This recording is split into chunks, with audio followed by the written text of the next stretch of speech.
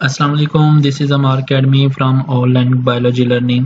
तो बच्चों, आज का जो हमारा टॉपिक है वो हमारे पास है कम्युनिटी लेवल। ठीक है, ये जो आपकी बुक में कम्युनिटी लेवल लास्ट वाला लेवल दिया गया है, इसको आज हम डिस्कस करेंगे कि ये क्या है। कल हमने जो स्टडी किया था वो था हमारे पास पॉपुलेशन लेवल, और आज हम जो करेंगे कम्युनिटी लेवल। अगर आपकी टेक्स्ट बुक को देखा जाए तो उसमें पेज नंबर 7 पे कम्युनिटी लिखा हुआ है और कम्युनिटी के 2 पैराग्राफ दिए गए हैं। ठीक है, first paragraph and second paragraph. जो फर्स्ट पैराग्राफ है वो तो कम्युनिटी का ही दिया गया, लेकिन जो सेकंड पैराग्राफ है वो मतलब कि बायोलॉजिकल ऑर्गेनाइजेशन के जो नताइज हैं कि इसको पढ़ के हम क्या कर रही है, क्या क्या नतीजा निकाला है, वो कुछ उसके बारे में लिखा हुआ है, वो मैं आज आपको बता दूंगा। ठीक है, तो हम स्टार्ट करते हैं कम्युनिटी से। सबसे पहले हमारे पास इसकी डेफिनेशन है, वो कह रहा है कि पॉपुलेशन ऑफ डिफरेंट स्पीशीज, मुख्तलिफ स्पीशीज की जो पॉपुलेशन होती है जिसमें प्लांट और एनिमल होते हैं, living in the same habitat, जो एक ही जगह यानी कि एक ही जगह पे रहते हैं, फ्रॉम अ कम्युनिटी, तो वो क्या बनाते हैं, वो कम्युनिटी बनाते हैं। अच्छा, नेक्स्ट कह रहा है कि communities are dynamic collection of organism. ठीक है, कम्युनिटीज क्या है, dynamic collection of organisms. Dynamic का मतलब होता है मुतहर्रक होना, यानी कि हरकत करने वाला, लेकिन यहाँ पे इसका मतलब क्या है वो आगे लिखा हुआ है, आगे आप ब्रैकेट में कर सकते हो यहाँ से, इन से। वो कह रहा है कि इसका मतलब यह है कि इन विच वन पॉपुलेशन में इंक्रीज एंड अदर में decrease due to fluctuation in abiotic factor. कहता है कि इसमें कम्युनिटी में ये हो सकता है कि एक पॉपुलेशन कम भी हो सकती है और एक पॉपुलेशन ज़्यादा भी हो सकती है। ठीक है, क्यों हो सकती है, फ्लक्चुएशन उतार चढ़ाव की वजह से, ए बायोटिक फैक्टर यानी कि पानी, मिट्टी, हवा की कमी पेशी के मद्देनजर रखते हुए जो पॉपुलेशन है या वो कम भी हो सकती है और ज़्यादा भी हो सकती है। इसलिए वो कह रहा है कि ये डायनामिक कलेक्शन है। ठीक है, जिसमें पॉपुलेशन की क्या हो जाती है, कमी पेशी होती रहती है। अच्छा, नेक्स्ट वो कह रहा है कि some communities are complex. Communities 2 type की होती हैं, कुछ होती हैं वो कम्प्लेक्स होती हैं और कुछ जो हैं वो क्या होती हैं, सिंपल होती हैं। ठीक है, तो वो कह रहा है कि कम्युनिटीज कम्प्लेक्स होती हैं and well interacted with other communities, और उनका जो इंटरेक्शन है वो दूसरी कम्युनिटी के साथ बहुत अच्छा होता है। ठीक है ना, ये वेल है, well interrelated with other communities, वो दूसरी कम्युनिटी के साथ उनका कनेक्शन बहुत अच्छा होता है, और मे बी सिंपल, और सिंपल भी हो सकती हैं। Simple communities any change can have drastic और लॉन्ग लास्टिंग इफेक्ट। कहते हैं कि जो सिंपल कम्युनिटी है उसका जो है ड्रास्टिक बहुत खतरनाक, ठीक है, लॉन्ग लास्टिक और ज़्यादा अरसे तक उसका इफेक्ट जो है वो रह सकता है सिंपल कम्युनिटी का।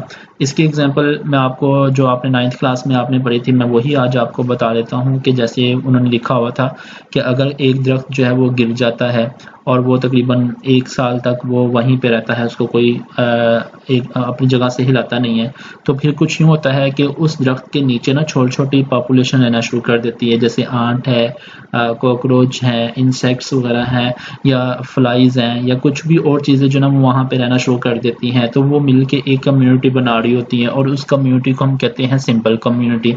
अगर हम कम्प्लेक्स कम्युनिटी की बात करें तो कम्प्लेक्स कम्युनिटी में डेजर्ट आ जाता है, फॉरेस्ट आ जाता है, ओशंस आ जाते हैं, लेक्स आ जाती है। ये एक ऐसी कम्युनिटी है जिसमें हम पॉपुलेशन का अंदाज़ा नहीं लगा सकते, ये इतनी बड़ी होती है कि फ़र्ज़ किया है कि उसमें आर्ट्स कितनी है, उसमें लाइन्स कितने हैं, उसमें प्लांट्स कितने हैं, वो इतने कम या ज़्यादा ऊपर नीचे होते रहते हैं, तो उसको हम कहते हैं कम्प्लेक्स कम्युनिटीज़। तो बच्चों, ये कम्युनिटी की डेफिनेशन थी। उसके बाद फिर वो कह रहा है कि ये डायनामिक कलेक्शंस होती है। फिर उसने कहा कि कम्युनिटी 2 टाइप की होती है, कम्प्लेक्स होती है और कौन सी होती है, सिंपल कम्युनिटीज़ होती है। मैंने दोनों की एग्जांपल बता दी। तो ये आपके फर्स्ट पैराग्राफ में इसको मेंशन किया गया था। सेकंड पैराग्राफ में जो मेंशन किया गया वो ये है, conclusion about the level of biological organisation, यानी कि बायोलॉजिकल ऑर्गेनाइजेशन के लेवल के बारे में हमारा क्या नतीजा है, क्या नतीजा निकलता है, कंक्लूजन नतीजा निकलना। ठीक है, तो वो हम देखते हैं। वो कह रहे हैं कि from above mention account it is clear that, जो हमने ऊपर जितना भी लेवल ऑफ ऑर्गेनाइजेशन को स्टडी किया है, इससे ये वाज़ेह हो जाता है डैट के an organism can be studied at different levels, के एक जानदार को मुख्तलिफ लेवल में जो ना वो हम स्टडी करते हैं, स्पीशीज़ लेवल पे, पॉपुलेशन लेवल पे, टिश्यू लेवल पे, सेल लेवल पे, तो हम सारे लेवल पे उनको हम जो ना वो स्टडी करते हैं। ठीक है, it can be study eight, देखें आगे वो बता रहा है कि सब एटॉमिक लेवल पे, atomic level, molecular level, tissue level, organ level, organ system level. अब हम एक जानदार को हम इन सब लेवल पे जो ना वो स्टडी करते हैं ठीक है। नेक्स्ट कह रहा है कि we can also look at it an individual, और यहाँ तक कि हमने उसको एक इंडिविजुअल लेवल पे भी देखा कि वो कैसा होता है as a part of population. फिर जब इंडिविजुअल होता है तो वो किसी ना किसी पॉपुलेशन का पार्ट या हिस्सा होता है। आप सिमिलर इंडिविजुअल, और क्योंकि वो जैसा वो जानदार होता है वैसे उस जैसे जानदार जो ना उसमें पॉपुलेशन में मौजूद होते हैं। As a part of community, फिर वो कम्युनिटी बनाता है। ऑफ एन इकोसिस्टम, फिर वो इकोसिस्टम बनाता है। Which include abiotic factor as well as living thing. वो कहता है कि इकोसिस्टम क्या होता है, जिसमें ये चीज़ें होती हैं कि ए बायोटिक फैक्टर भी होता है, यानी कि नॉन लिविंग थिंग्स का as well as living things का आपस में क्या होता है, इंटरेक्शंस होता है, उसको हम इकोसिस्टम कहते हैं। तो बच्चों मैं यहाँ पे कुछ एक्स्ट्रा आपको बताना चाह रहा हूँ। मैं ये कहना चाह रहा हूँ कि आपकी बुक में यहाँ पे कम्युनिटी इकोसिस्टम लेवल और बायोस्फीयर लेवल नहीं मेंशन किया गया, जबकि यहाँ पे मेंशन करना चाहिए था उनको, ठीक है। तो लेकिन मैं आपको इकोसिस्टम के बारे में बता देता हूँ। क्वेश्चन भी आता है कम्युनिटी और इकोसिस्टम में क्या फ़र्क है, तो कम्युनिटी भी की एग्जाम्पल भी वही आती हैं, इकोसिस्टम की एग्जाम्पल भी वही आती हैं।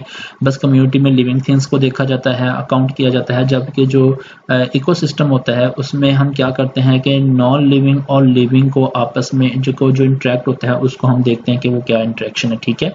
तो उसके बाद फिर बायोस्फीयर आ जाती है। Biosphere bio means life, sphere means हिस्सा, यानी कि ऐसा पार्ट जहाँ पे लाइफ का हिस्सा हो उसको हम कहते हैं बायोस्फीयर। और पूरी ज़मीन भी कहीं ना कहीं पे जारी सी बात है कोई ना कोई लाइफ मौजूद है किसी भी फार्म में, तो इसलिए पूरी ज़मीन ही क्या है, वो बायोस्फीयर है, ठीक है। जहाँ पे हवा होगी वहाँ पर लाइफ होगी। जैसे ही हम हवा को क्रॉस करते हैं वहाँ पे क्या स्पेस है, तो स्पेस में लाइफ मौजूद नहीं है, ठीक है, ये वो बताया गया।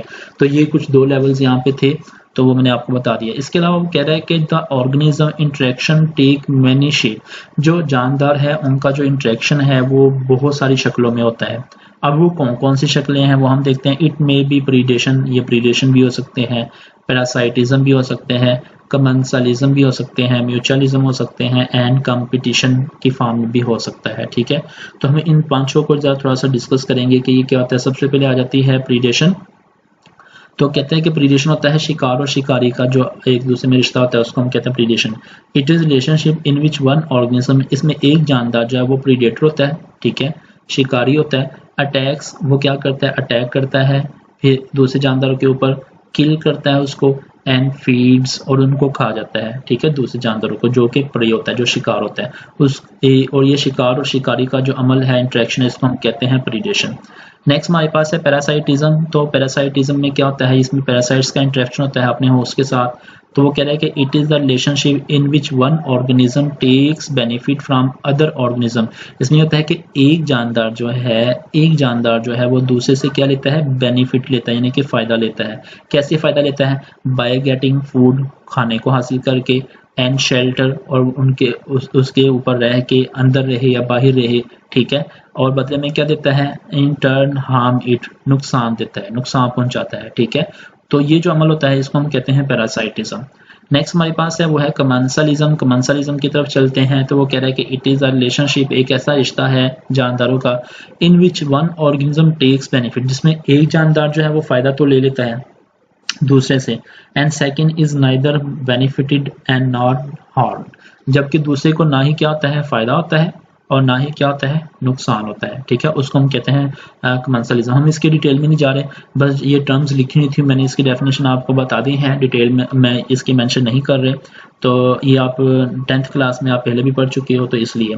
नेक्स्ट है हमारे पास म्यूचुअलिज्म। म्यूचुअलिज्म क्या होता है, it is a relationship in which both organism takes benefit from each other, यानी कि एक ऐसा रिश्ता है जिसमें दोनों जानदारों को एक दूसरे से क्या होता है, फ़ायदा होता है, ठीक है।